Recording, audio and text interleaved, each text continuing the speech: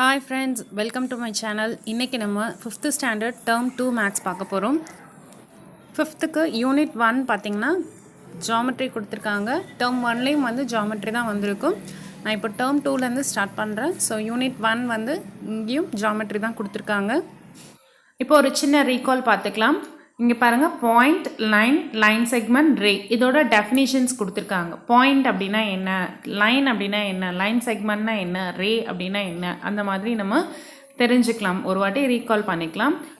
first point அப்படினா பாருங்க ஒரு சின்ன dot மாதிரி நம்ம வைக்கிறோம் இல்லையா, அதுதான் point அப்படிங்கிறது ஒரு exact position, அந்த position அவ்வளவுதான் அதுக்கு. சரியா, எதுல இருக்கும், plane surfaceல இருக்கும். இப்போ நம்ம இந்த இடத்துல ஒரு dot இப்படி வைக்கிறோம் இல்லையா, அதுதான் வந்து point.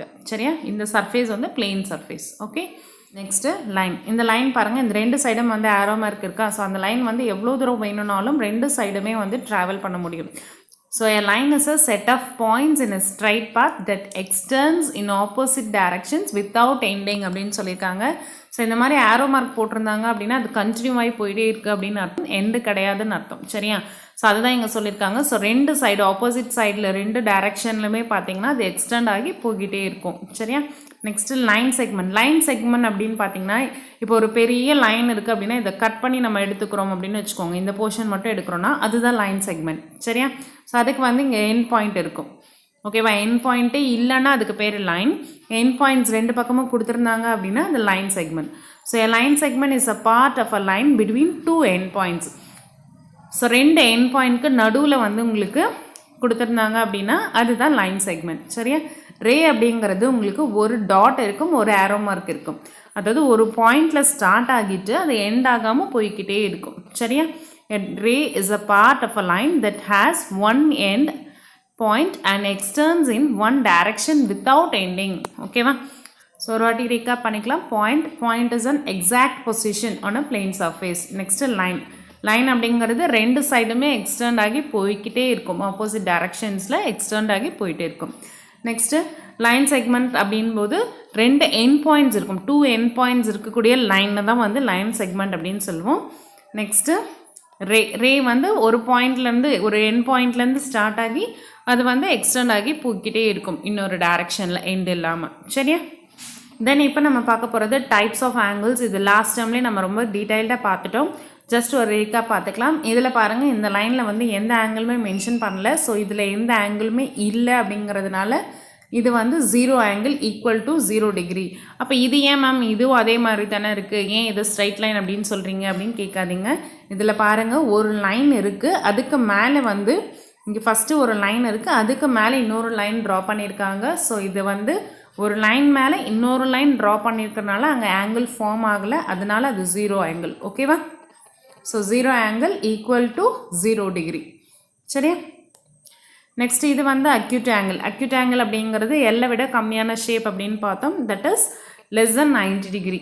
So less than 90 degree இருக்கிறது எல்லாமே என்ன தான், அக்யூட் ஆங்கிள் தான். 60 இருக்கலாம், 40 இருக்கலாம், 30 இருக்கலாம், எவ்வளோ இருந்தாலும் அது அக்யூட் ஆங்கிள். அதோட condition less than 90 degree. Okay, next இது right angle equal to 90 degree. Right angle எப்படி இருக்கணும், 90 டிகிரிக்கு ஈக்குவலாக இருக்கணும். சரியா, நெக்ஸ்ட்டு அப்டியூஸ் ஆங்கிள் பார்த்தீங்கன்னா 90 டிகிரி விட அதிகமாக இருக்கணும், அதாவது எல் ஷேப்பை விட அதிகமாக இருக்கணும். எக்ஸாக்ட் எல்லாம் இருந்தால் 90 டிகிரின்னு சொல்லுவோம், ரைட் ஆங்கிள் அப்படின்னு சொல்லுவோம். அதே எல் ஷேப் இல்லாமல் கொஞ்சம் இந்த பக்கம் சாய்வாக இருந்தது அப்படின்னா அதை அப்டியூஸ் ஆங்கிள் அப்படின்னு சொல்லுவோம். அந்த ஆங்கிள் வந்து பிட்வீன் 90 to 180 இருக்கும், அதாவது 90 விட அதிகமாக இருக்கும், அதே சமயம் 180 விட கம்மியாக இருக்கும். சரியா, இப்போ இது பாருங்கள், ரெண்டு லைன் வந்து கனெக்ட் ஆகி போயிட்டுருக்கு. இப்போ இந்த இடத்துல வந்து ஒரு சென்டர் பாயிண்ட் இருந்தது அப்படின்னா ரெண்டு லைன் வந்து ரெண்டு பக்கமும் போயிட்டு இருந்தது, ஆப்போசிட் சைட் போயிட்டு இருந்தது அப்படின்னா அந்த ரெண்டு லைனுக்கும் உள்ள இடையில ஃபார்ம் ஆகக்கூடிய இந்த ஆங்கிள் தான் 180 டிகிரி அப்படின்னு சொல்லுவோம். அதை வந்து ஸ்ட்ரைட் ஆங்கிள் அப்படின்னு சொல்லுவோம். சரியா, straight angle is equal to 180 degree. So சிம்பிளாக ஒரு வாட்டி ரிவைஸ் பண்ணிக்கலாம். 0 angle is equal to 0 degree, acute angle is less than 90 degree, right angle equal to 90 degree, obtuse angle between 90 degree and 180 degree, then straight angle equal to 180 degree. Okay, இப்போ இந்த try these பார்க்கலாம். இதில் வந்து பாருங்கள், tick the correct alternative அப்படின்னு கொடுத்துருக்காங்க. So கொடுத்துருக்கதை வச்சு நம்ம எது கரெக்டான ஆன்சர் அப்படின்னு பார்க்க போகிறோம். இந்த டயக்ராம் எப்படி இருக்குது, the shortest distance between the points C and D is shown by the segment CD, the curve CD. So இதில் வந்து பார்த்தீங்கன்னா இந்த டிஸ்டன்ஸ் இருக்கு இல்லையா, ரெண்டுத்துக்கும் இடையில் இருக்கக்கூடிய ஷார்ட்டஸ்ட் டிஸ்டன்ஸ். இப்போ இந்த ஆர்க் பார்த்தீங்கன்னா ரொம்ப தூரம் போகிற மாதிரி இருக்குது. ஸோ அது லாங் டிஸ்டன்ஸாக வரும். இந்த லைன் தான் வந்து ஷார்ட் டிஸ்டன்ஸ்டாக இருக்குது. ஸோ அந்த கர்வாக வரதை கர்வ் சிடின்னு சொல்லுவோம். இந்த சிடியை வந்து லைன் செக்மெண்ட்டுன்னு சொல்லுவோம். இந்த செக்மெண்ட் சிடின்னு சொல்லுவோம்.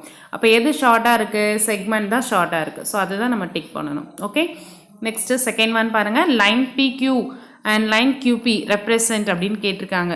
ஸோ நம்ம பிக்யூ அப்படின்னு பார்த்தாலும் கியூபி அப்படின்னு பார்த்தாலும் ரெண்டுமே வந்து சேம் தான். ஏன்னா இப்போ பிக்யூன்றதும் ஒரே டிஸ்டன்ஸ் தான், கியூலேருந்து பி வந்தாலும் ஒரே டிஸ்டன்ஸ் தான். அப்போ என்ன வரும்? The same line. ஓகேவா?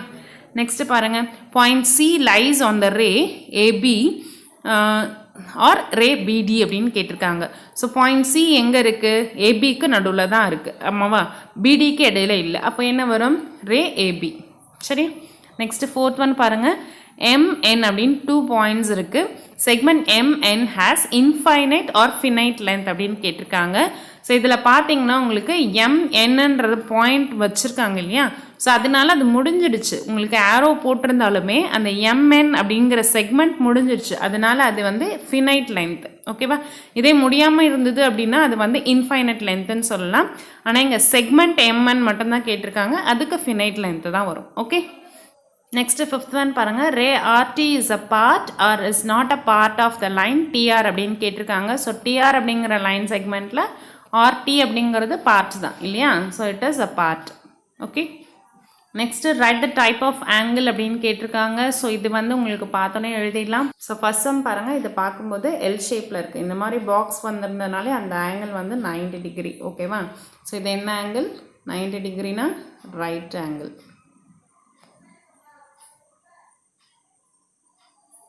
ஓகே, நெக்ஸ்ட்டு செகண்ட் ஒன் பாருங்கள். இது பார்க்குறதுக்கு எல் ஷேப்பை விட கம்மியாக இருக்குது. ஸோ இது என்ன ஆங்கிள்? Acute angle. ஓகேவா? எல் ஷேப்பை விட கம்மியாக இருந்ததுன்னா 90 டிகிரிக்கும் கம்மியான value. So it is acute angle. Next third one பாருங்கள். இது ஒரு ஸ்ட்ரைட் லைன் கொடுத்துருக்காங்க, அந்த ஆங்கிள் கொடுத்துருக்காங்க. அப்போ இது எவ்வளோ? 180 டிகிரி. 180 டிகிரினா நம்ம என்ன சொல்லுவோம்? ஸ்ட்ரைட் ஆங்கிள் அப்படின்னு சொல்லுவோம். So right straight angle.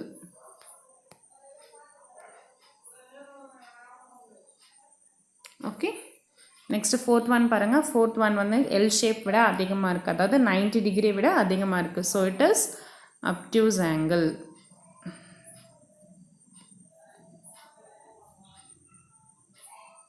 Okay, complimentary angles and supplementary angles அப்படின்னு சொல்லி டெஃபினிஷன்ஸ் கொடுத்துருக்காங்க.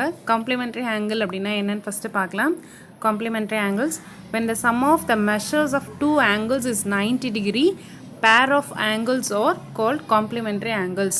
அதாவது என்ன சொல்லியிருக்காங்கன்னா, ரெண்டு ஆங்கிள் இருக்குது அப்படின்னா அந்த ரெண்டு ஆங்கிளோட டோட்டல் வந்து 90 டிகிரியாக இருந்தது அப்படின்னா அதுதான் வந்து காம்ப்ளிமெண்ட்ரி ஆங்கிள்ஸ். இப்போ ஃபார் எக்ஸாம்பிள் 30 டிகிரி ஒரு ஆங்கிள், அதுக்கப்புறம் 60 டிகிரி ஒரு ஆங்கிள் இருக்குதுன்னு வச்சுக்கலாம்.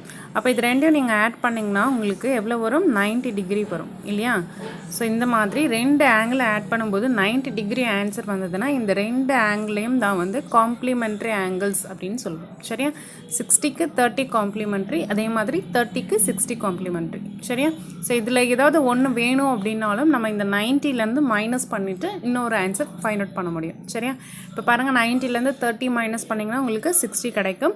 அதே மாதிரி 90லேருந்து 60 மைனஸ் பண்ணால் 30 கிடைக்கும். ஸோ காம்ப்ளிமெண்ட்ரி ஆங்கிள்ஸ் அப்படின்னா when the sum of the measures of two angles is 90 degree, pairs of angles are called complementary angles. Okay, so ரெண்டு ஆங்கிள் ஆட் பண்ணால் 90 வரணும், அதுதான் கண்டிஷன். ஸோ அப்படி இருக்கிறது தான் காம்ப்ளிமெண்ட்ரி ஆங்கிள்ஸ். சரியா? இங்கே எக்ஸாம்பிள்ஸ் கொடுத்துருக்காங்க பாருங்கள் காம்ப்ளிமெண்ட்ரி ஆங்கிள்ஸ்க்கு. இப்போ ஆங்கிள் ஏஓபி, இங்கே வந்து பார்த்திங்கன்னா உங்களுக்கு 2 ஆங்கிள்ஸ் இருக்குது. ஃபஸ்ட் ஆங்கிள் ஏஓபி இந்த லைனில் பாருங்கள் 30 டிகிரி ஃபார்ம் ஆகுது. இங்கே பிஓசி இந்த ஆங்கிள் வந்து 60 டிகிரி ஃபார்ம் ஆகுது. சரியா? அப்போ இந்த 30 and 60 ஆட் பண்ணிங்கன்னா உங்களுக்கு 90 வருது. அப்போ இது ரெண்டுமே வந்து பார்த்திங்கன்னா காம்ப்ளிமெண்ட்ரி ஆங்கிள் அப்படின்னு சொல்லுவோம். நெக்ஸ்ட் இதில் பாருங்கள் 70 டிகிரி ஒன்று இருக்குது. ஏபிசி அப்படிங்கிற ஆங்கிள் வந்து 70 டிகிரி. அண்ட் தென் இங்கே வந்து டிஇஎஃப் வந்து 20 டிகிரி கொடுத்துருக்காங்க. ஸோ இது ரெண்டும் நீங்கள் ஆட் பண்ணிங்கன்னா 70 + 20 உங்களுக்கு 90 டிகிரி வரும். ஸோ இதுவும் வந்து காம்ப்ளிமெண்ட்ரி ஆங்கிள்ஸ். ஸோ எந்த ஆங்கிள்ஸ் எல்லாம் ஆட் பண்ணும்போது உங்களுக்கு 90 வருதும் அதெல்லாம் வந்து காம்ப்ளிமெண்ட்ரி ஆங்கிள்ஸ். ஓகேவா? எனி 2 ஆங்கிள்ஸ் மட்டும்தான். Okay. Next, supplementary angles. When the sum of the measures of two angles is 180, the pair of angles are called supplementary angles. So காம்ப்ளிமெண்ட்ரியில் நம்ம பார்க்கும்போது டோட்டல் 90 வந்ததுலேயே அந்த மாதிரி இங்கே 180 வந்தால் அது சப்ளிமெண்ட்ரி ஆங்கிள் அப்படின்னு சொல்லுவோம். சரியா? ஸோ 2 ஆங்கிள் நம்ம ஆட் பண்ணும்போது நமக்கு 180 வரும். அப்படி வந்ததுன்னா அது சப்ளிமெண்ட்ரி ஆங்கிள். ஓகே, இப்போ இங்கே எக்ஸாம்பிள்ஸ் பாருங்கள். ஃபர்ஸ்ட் ஒன் வந்து 130 டிகிரி கொடுத்துருக்காங்க. XOY இந்த மாதிரி வந்திருக்கு இல்லையா? இதில் 130 டிகிரி இருக்குது. நெக்ஸ்ட்டு XOZ இதில் வந்து பார்த்திங்கன்னா உங்களுக்கு 50 டிகிரி கொடுத்துருக்காங்க. ஸோ ரெண்டும் ஆட் பண்ணால் 180 டிகிரி வரும். ஓகே, நெக்ஸ்ட்டு செகண்ட் சம் பாருங்கள். இங்கே 80 இருக்குது, இங்கே 100 இருக்குது. அப்போது ஃபஸ்ட் ஆங்கிள் வந்து MON அந்த ஆங்கிள் வந்து 80 டிகிரி இருக்குது. இங்கே EFG அந்த ஆங்கிள் வந்து 100 இருக்குது. ஸோ ரெண்டும் ஆட் பண்ணும்போது உங்களுக்கு 180 வருது. ஸோ இவ்வளோ தான் நம்மளோட ஆன்சர். சரியா? ஸோ சப்ளிமெண்ட்ரி ஆங்கிள் அப்படின்னா என்ன? when the sum of the measures of two angles is 180, the pair of angles are called supplementary angles. Okay, next exercise 1.1 பாருங்கள். write the measures of the complementary angles of the following angles அப்படின்னு கொடுத்துருக்காங்க. So இதில் வந்து பார்த்திங்கன்னா ஒரு angle வந்து கொடுத்துருக்காங்க, இன்னொரு ஆங்கிள் வந்து நம்ம ஃபைண்ட் அவுட் பண்ணணும். காம்ப்ளிமெண்ட்ரி ஆங்கிள் அப்படின்னு கேட்டிருக்கிறதுனால 90லேருந்து நம்ம கொடுத்துருக்க ஆங்கிளை மைனஸ் பண்ணோம் அப்படின்னா இன்னொரு ஆங்கிள் வந்து நமக்கு கிடச்சிரும். ஓகே, ஃபஸ்ட் ஒன் பாருங்கள். 45 டிகிரி கொடுத்துருக்காங்க. ஸோ அதோட காம்ப்ளிமெண்ட்ரி ஆங்கிள் வந்து நம்ம ஃபைண்ட் அவுட் பண்ணணும். So complimentary angle is equal to கொடுத்துருக்க ஆங்கிளை 90 டிகிரிலேருந்து மைனஸ் பண்ணணும். இப்போ 90 - 45 அப்படின்னும் போது உங்களுக்கு 45 டிகிரி அப்படிங்கிறது ஆன்சராக வரும். சரியா? ஸோ இந்த 2 டிகிரி 45 and 45 ரெண்டும் ஆட் பண்ணிங்கன்னா தான் உங்களுக்கு 90 டிகிரி வரும். அப்போ தான் அது வந்து காம்ப்ளிமெண்ட்ரி ஆங்கிள்ஸ் அப்படின்னு சொல்லுவோம். சரியா?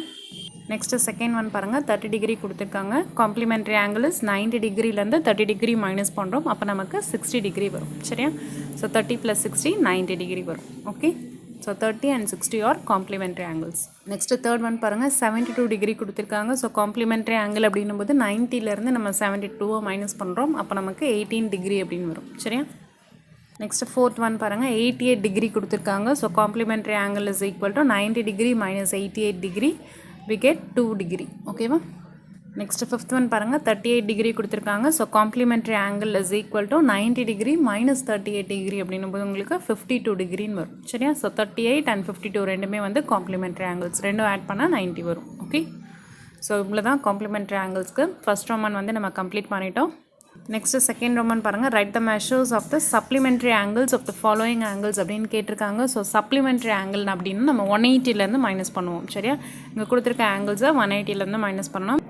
லாஸ்ட் ஒன் வந்து 1500 அப்படின்னு கொடுத்துருக்காங்க. அது வந்து 150 டிகிரி. ஓகே, செகண்ட் ரோமன் வந்து எப்படி கம்ப்ளீட் பண்ணலான்னு பார்க்கலாம். செகண்ட் ரோமனில் ஃபஸ்ட் கொஸ்டின் 80 டிகிரி கொடுத்துருக்காங்க. ஸோ சப்ளிமெண்ட்ரி ஆங்கிள் அப்படின்னும் போது 180லேருந்து 80 மைனஸ் பண்ணுறோம். we get 100 degree. ஓகேவா? ஸோ 180 ஆட் பண்ணிங்கன்னா உங்களுக்கு 180 டிகிரி வரும்.